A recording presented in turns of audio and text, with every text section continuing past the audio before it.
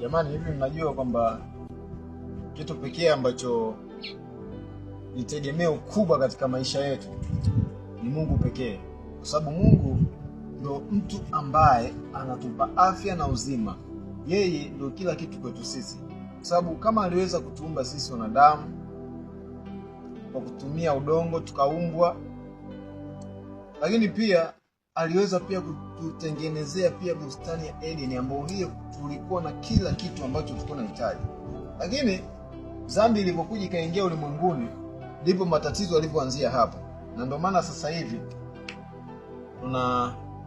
tunapitia matatizo mengi, kuna magonjwa, watu wanapata ajali, wanakufa, mafuriko ya hapa na pale, njaa. Hayo yote kwa sababu ya dhambi ambayo imeingia ulimwenguni. Sasa natupasa tuwe makini sana, kwa sababu ulimwengu sasa hivi una mambo mengi sana, na ambapo tunaweza tukajikuta kwamba tunaingia katika shimo ambalo hatuwezi kutoka kamwe. Sijajua unalipi la kuzungumza kama wanafunzi ambao tumefundishwa katika maadili mema ya kuishi katika Ukristo.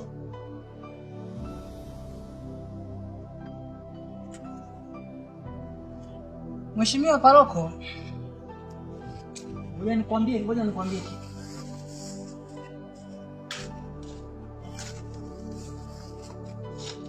Bro, wewe ni mwanaume.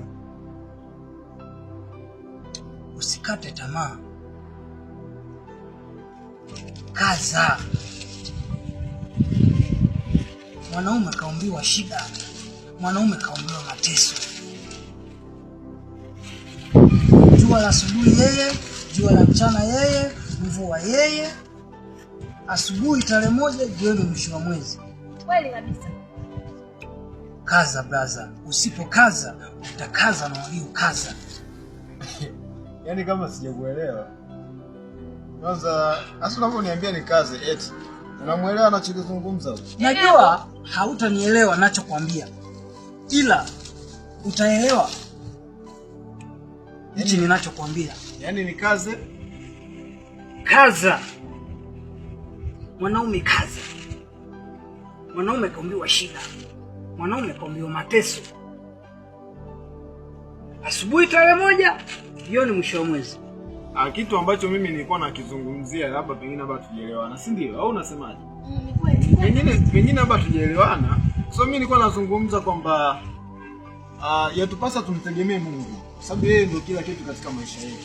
Ndio maana nikakwambia hivi, Mwenyezi Mungu aliyotuumba akatuweka hapa duniani ndio mtu pekee tu anayeweza kutupa uzima, anayeweza kutupa pumzi. Ila hata Mungu anasema jisaidie nami nitakusaidia. Ndio. Kwa baadaye hapo ulipo utakuwa na familia, utakuwa na watoto, utahitaji kusomesha watoto, utahitaji familia ishi vizuri. Au unafurahi labda kuona maendeleo ya watu, kwa nini umezaliwa kushuhudia maendeleo ya watu? Hapa mwanaume kaza. Ni kweli. Achana na vitu visivyokuwa vya msingi. Achana na magenge yasiyokuwa na maana. Epukana na marafiki wasiokuwa na sababu za msingi. Make business na kinachohitajika ufanye. Kwani wewe unapotaka kufanya kitu kwa msingi? Kwani wewe unajua nini kuhusu maisha hasa? Ungekuwa unajua chochote, si ungekuwa umefanikiwa sasa hivi? Sasa hivi una nini? Ngoja kwanza namwambia sasa hivi una nini? Baza, sasa hivi una nini? Naweza nikakwambia hivi. Mimi nimeliona jua.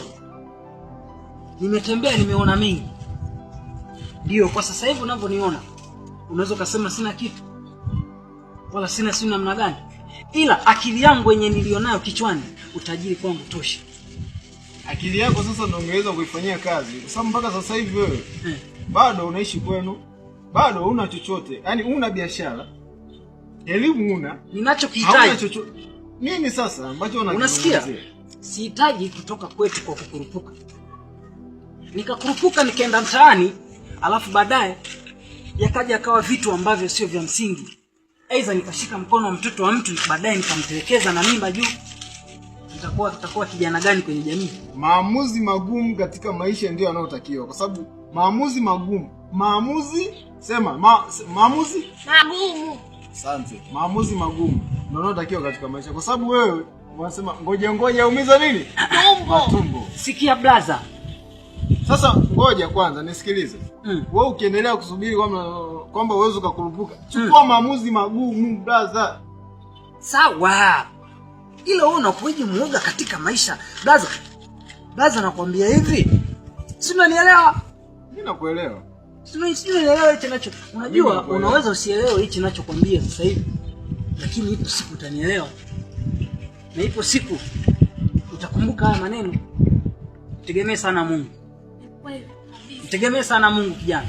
Mimi namtegemea sana Mungu. Na ndio maana nimesema wewe. Unamtegemea Mungu?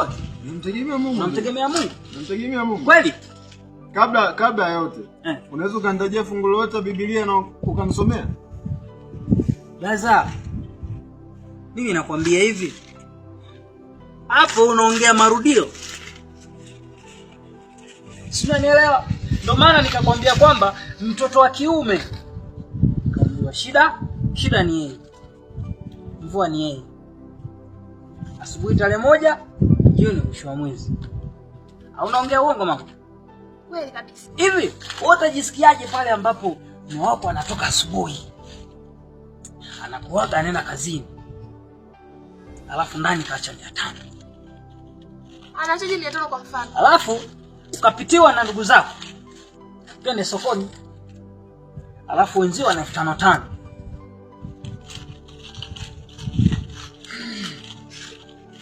Hawezi kufanya hivi.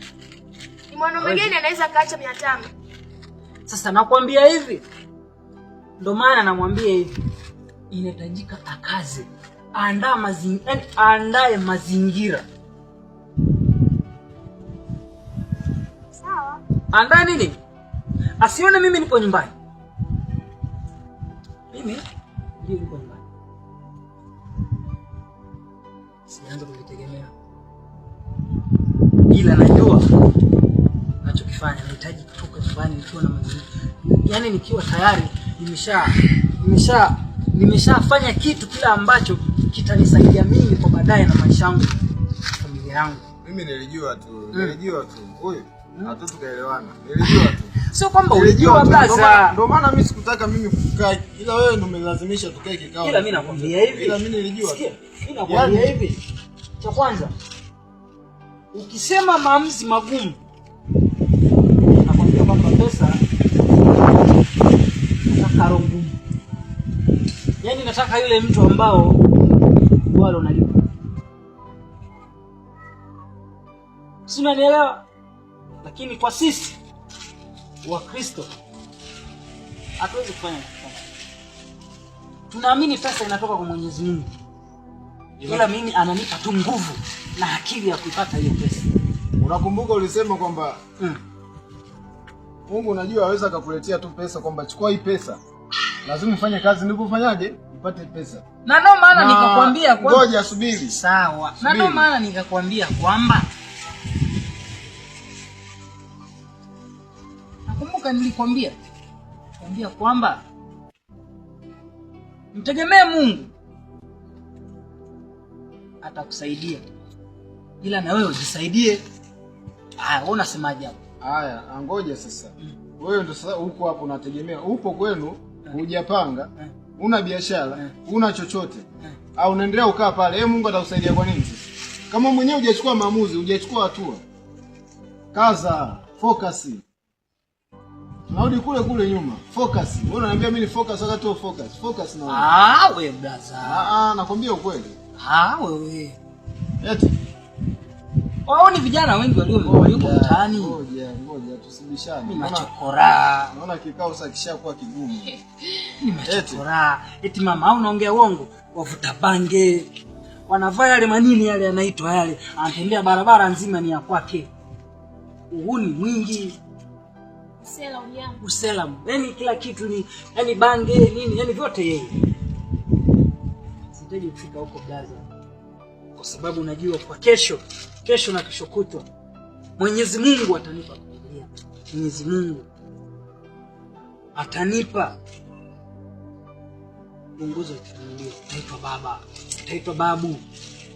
Je, hao watu wataishi katika mazingira gani? Ndio umeshasema kikao ni kigumu. Lazima kiwe kigumu. Hebu zungumza kama unamwambia. Maana mimi nishachoka. Zungumza, mwambie. Yaani hapo ni kuelewana tu. Na sio kubishana. Nini watu wazima? Na ndo maana nikamwambia hivi, yeye akubali tu la kwangu hasa. Yeye ndio kubali la kwako. Sasa mimi nitaka nini? Yaani huyu anataka wewe ukubali la huyu. Sasa mimi nikaze na nini? Nikubali nini? Akaze kando au akaze maisha? Sijaelewa hapo. Niambia kaza. Nikaze nini sasa? Au natengeneza baskeli hapa nianze kukaza nati za baskeli. Baza. Hivi ukaribishwa kwamba ukaza mpaka labda ukaze baskeli, ukaze nondo, ukaze kamba. You know my brother. Nagaza nini sasa? Inabidi unieleweshe nagaza nini? Alafu maneno ya kiuno. Focus business na maisha. Sasa ndio maana niko hapa. Ningekuwa focus na maisha ningeona niko hapa. Wewe, kwanza mimi hata sikuelewi. Eti unamuelewa huyu? Hivi unamuelewa huyu kweli? Naelewa wote. Anachokisema. Naelewa wote. Labda wewe kama utakuwa unatuelewa. Ila mimi simuelewi. Mimi simuelewi anachokizungumza. Naelewa wote. Unamuelewa? Mwenyewe simuelewi. Wala mimi naomba atakuelewa la kwanza. Yeye ni watu wazima, mnabidi mkubaliane muelewane. Sio mna kazi ya kugombana tu hapa. Mimi namuelekeza, nampa maelekezo sasa. Sasa yeye hataki maelekezo yako, anataka wewe usikize maelekezo yake. Mimi nilimwambia akaze, asipokaza atakazwa na waliokaza. Sasa hapo unamtukana. Hapo unamtukana.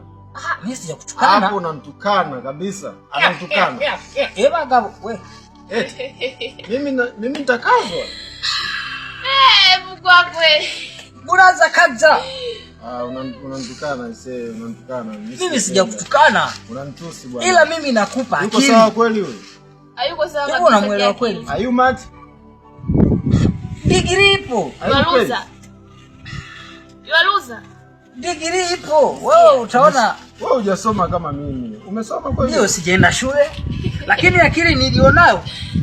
Mimi naona hata unachokizungumza kina mantiki, kina maana yoyote kwanza.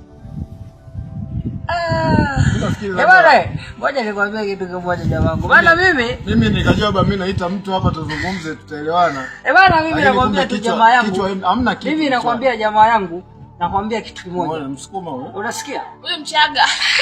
Mimi nakwambia kitu jamaa yangu. Sikiliza. Si Mchaga wewe. Na kuacha na point moja. Point hii. Hiyo sio point sawa. Hiyo sio point. Hayo ni maneno. Hayo ni maneno. Hiyo sio point. Wewe utaongea tu. Sasa hebu zungumza sasa nikusikie. Mimi nakwambia hivi. Katika maisha fuata vitu ambavyo unapotaka kufanya kitu weka wapi? Unapotaka kujenga weka wapi? Unapotaka kununua baskeli weka wapi? Wewe umenunua baskeli? Ipo Iko wapi? Ipo nyumbani. Wewe kujenga umejenga? Mimi sijajenga lakini basi. Baba yako ile baskeli unatumia. Wewe nimemnunulia mama yangu ile 140,000. Juzi nimenunua pale kwa mkinga pale. Atoe baskeli baba yake huyo. Nimenunua juzi pale kwa mkinga 140,000. Anatembelea mama. Nyumba yenyewe anaishi nyumbani kwa baba. Baskeli yenyewe anaishi baskeli baba. Mimi nakwambia hivi. Gaza mimi